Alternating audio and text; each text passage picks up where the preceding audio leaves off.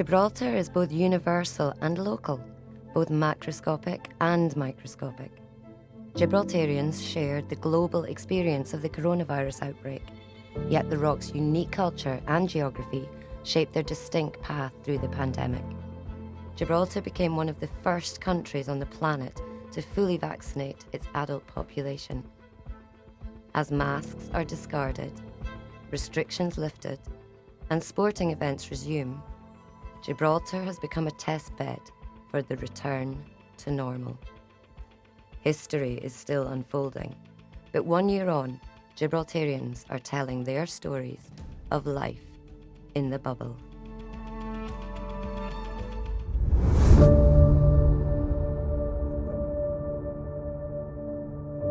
The word normal is a word that perhaps we try to avoid using nowadays because what is normal, but in a normal year, there are millions of visitors crossing that border every day.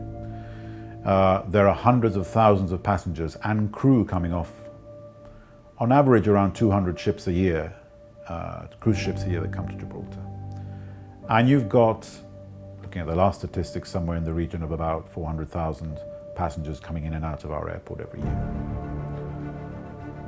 So we're an important destination. We may be small, but we're very important. In fact, as far as cruising is concerned, we are regarded as a large cruise port in the Western Mediterranean because of the amount of calls that we have and passengers, even though Gibraltar is a small destination. So that gives you an idea of the scale. I mean, if you look at the official statistics for visitors crossing the border, it's over 9-10 million.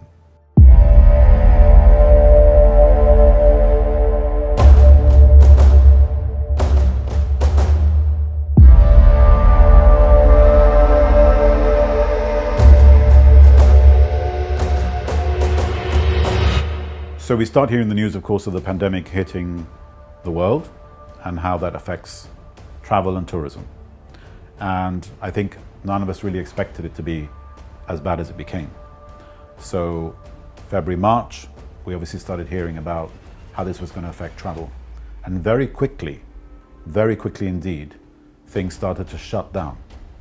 Something that I think in the 30 odd years that I've been in the tourism and hospitality industry in Gibraltar, we never expected, and it's probably the most challenging event or series of events that the team has had to deal with.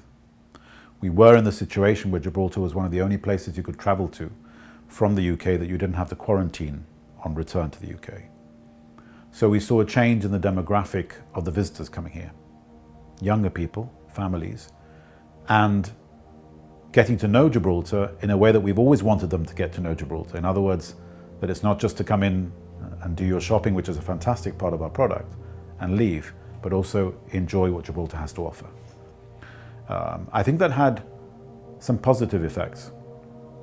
And the positive effects are that Gibraltar is probably known as a day trip destination because the majority of our visitors come across the border from the surrounding areas where they are holidaying from Northern Europe or indeed off ships, and they're not here for a very long time. When you have time to look at a destination and see what it has to offer, more than just what you can do in a day, then of course it takes people to another level and they start thinking about, well, maybe Gibraltar is just much more than this, that, the other that we experience on a day trip. So our wonderful assets, our incredible tourism product, our unique heritage, history, natural history and location, I think has been brought to a greater audience because of this.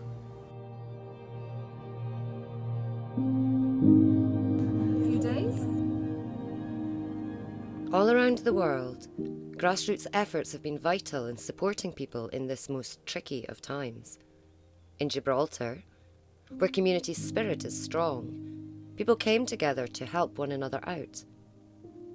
Neighbours checked up on each other, volunteers delivered food and medicines. Networks of care looked out for the elderly and for children and families in need.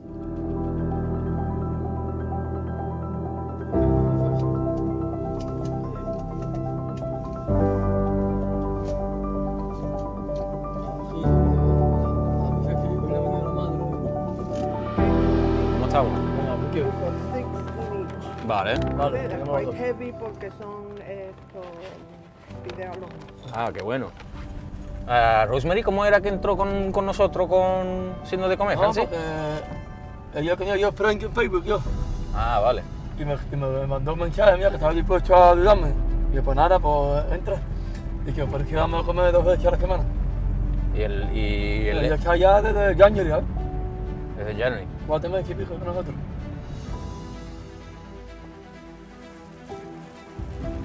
Empecé más bien con los mayores, que tenía por lo menos el cuitén y llevaba las cosas, después empezaba que tenía un poquito que estaba un poquito low, empezaba G-Press, que llevaba la familia, los nietos, no podían, y ya empecé a coger más confianza con ellos, empecé a darles mis números, ya empecé a llamarme para coger cosas de farmacia, de recetas, me llamaba para shopping y ya seguí adelante.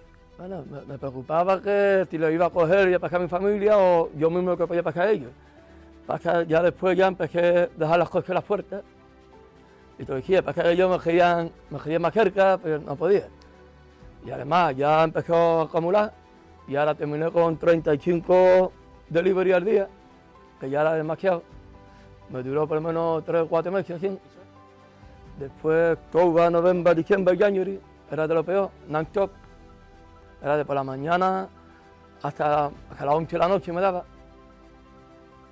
Y alguna gente que faltan de comer, porque hablé con Rosemary Mañajo, ella empezó a hacerlo comer homemade food y ya empecé a llevarlo a 16 familias.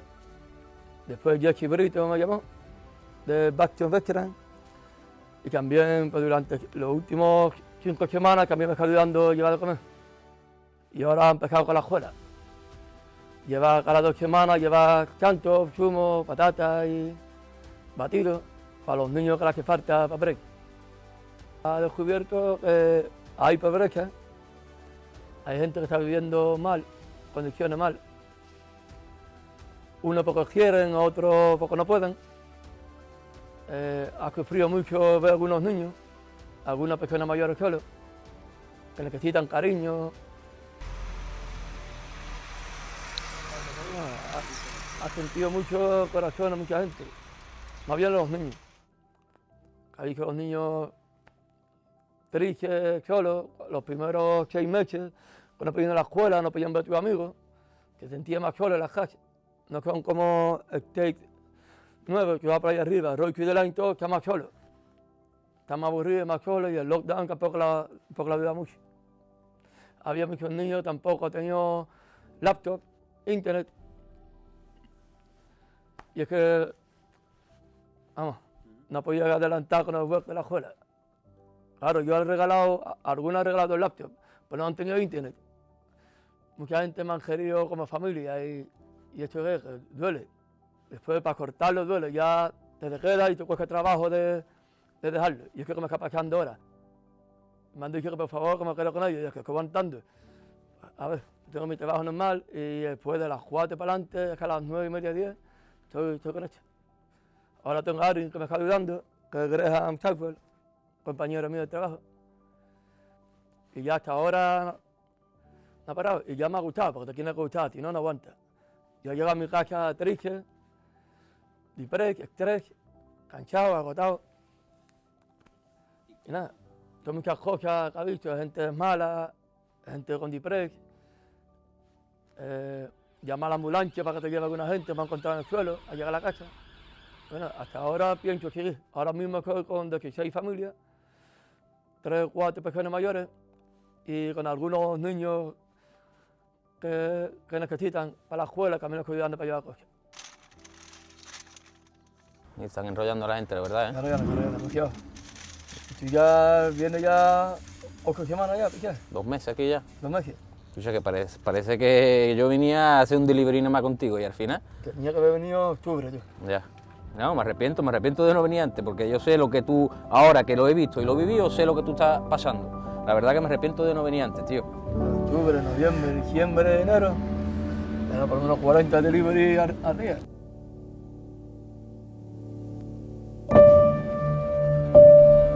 I'm a stroke patient. I'm unfortunate that I've had 2 strokes in the space of 6 years, 2 different strokes. I've also developed severe epilepsy because it's a brain injury, but I haven't let that get me down. So the variants and whatever COVID brings is not going to get me down. During the course of COVID, I did an awareness walk, and I walked up the rock. It's not the first time I've walked up the rock, but I felt that I needed to do it. I'm supposedly considered vulnerable. I mean, I don't ever consider myself to be vulnerable, but apparently I am. Supposedly I am. So I just living with a stroke has helped me cope with, and being in hospital for first time for 7 months, second time for 8 months. It gave me a lot of a coping mechanism for lockdown, and when COVID sort of broke, the hospital went into lockdown really. They moved around, they created a COVID ward. Unfortunately, going home, it was the following day was lockdown properly. So I went from hospital where I was literally locked down, went home and lockdown started. Subsequently, I went back in because there was an intense period of seizures that I had, and they took me back into hospital. There was a sense of getting things prepared for what was perhaps the pandemic taking hold again over the winter months, because this was sort of October, November. After 6 weeks, I came out and the second lockdown happened. So I'd already basically been prepared from the lockdown. So I was locked down again. Over Christmas, the lockdown came over about the 15th or 16th. I was back home. I had Christmas, and then I was back to work in about the end of January and February. I mean, the pandemic is constantly evolving. You watch the television, both locally and internationally. Politicians have had to think on their feet. Nobody was prepared for this, right from the very outset. Nobody was expecting their lives to change so much. They're being asked to do things that is unnatural for them. They can't go to their friends, they can't go to their relatives, they can't go to Spain, they can't do anything. But we got through it, and it's not the end of the world. It's not. It's far from it. Do what's best for do what's best for you, and do what's best for everyone else. I mean, I could tell you about every ward the hospital's got, apart from the old people and maternity. I can tell you everything. I haven't been in a COVID ward, intensive care, rehabilitation ward, acute assessments. People shouldn't underestimate how good the care can be and how forward-thinking they are. Because, like I said, I've seen it in the ward, I've seen it in the staff, and it's strange, but it's fantastic for it to how all the wheels turn.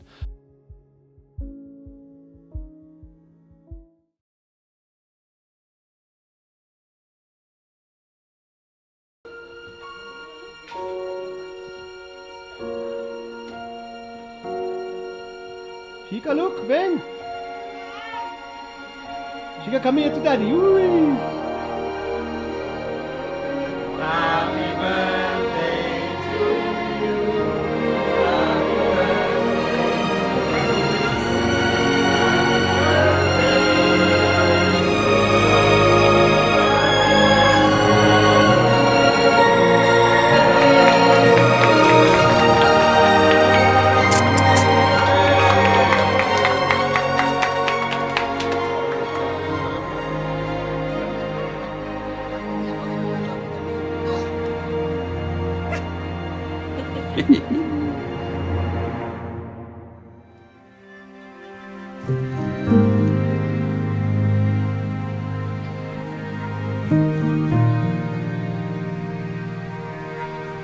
there were rumours about it happening, and then it was whilst I was at the hospital, I think, that it was like official, and they announced that it was Gibraltar was on lockdown. Yeah.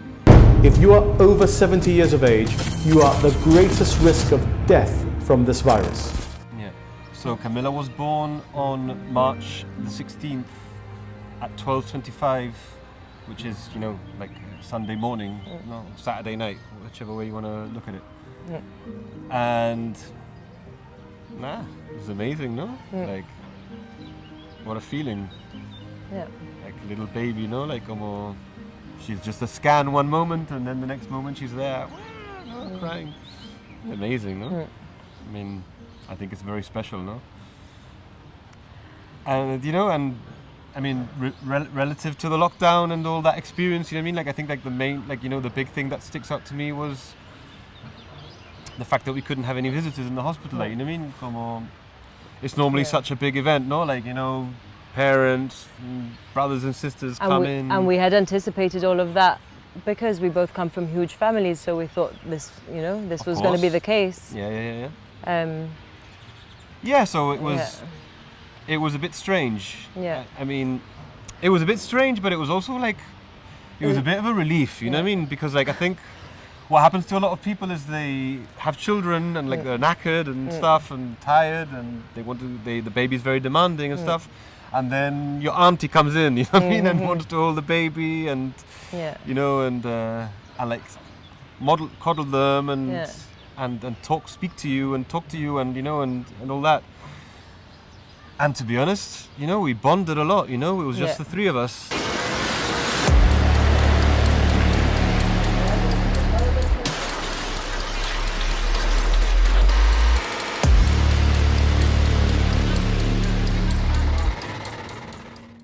And something that we didn't expect when we found out we were pregnant, we didn't expect that it was going to be like that. Obviously, we thought we were kind of depending on having all this help and advice, but actually when we were forced to do it on our own, I think we were really relieved and grateful for that.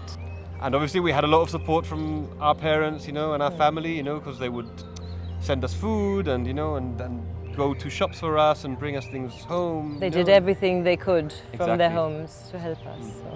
So, you know, we were like a little island, you know what I mean, like with a lot of, you know, troubled waters around and blank, but we had like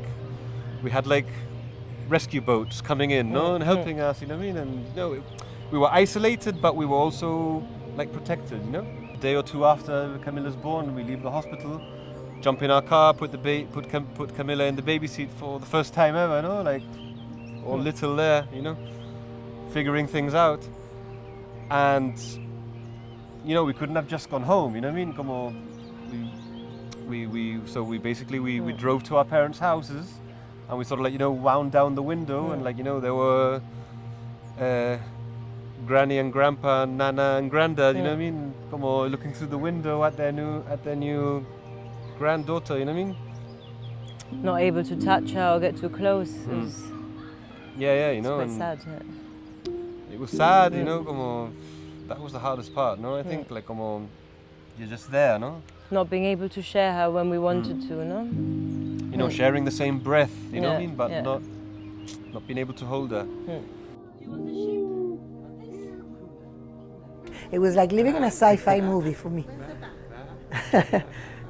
I'm sure other people felt the same way, but it was very poignant during this time because we were having a new grandchild and my son and my daughter-in-law were on their own with no support from anyone on our side, on her side, because we couldn't, you know.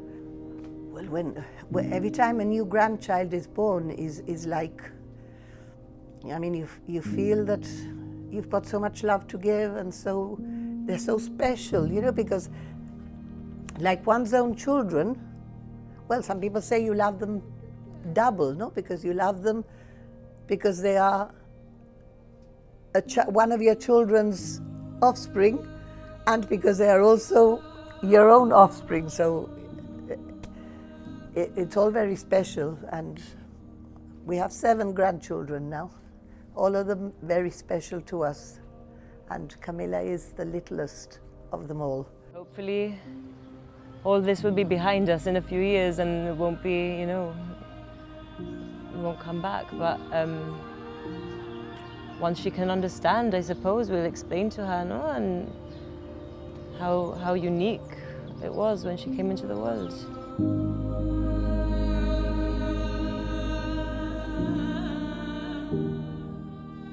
Life goes on. These are uncertain times to live in, to be born into. But humanity has dealt with health crises before. It's just that this one hit parts of the world that have been spared in the recent past. There will no doubt be others. But we learn and we adapt. We don't know how this story ends, but we keep going. We hope and we love. Life goes on.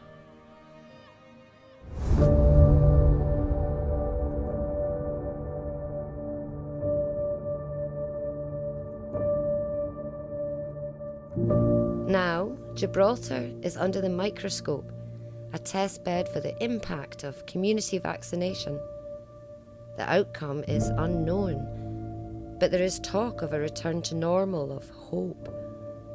Gibraltarian stories of life in the bubble are part of a worldwide narrative, and that is a story that is still being written.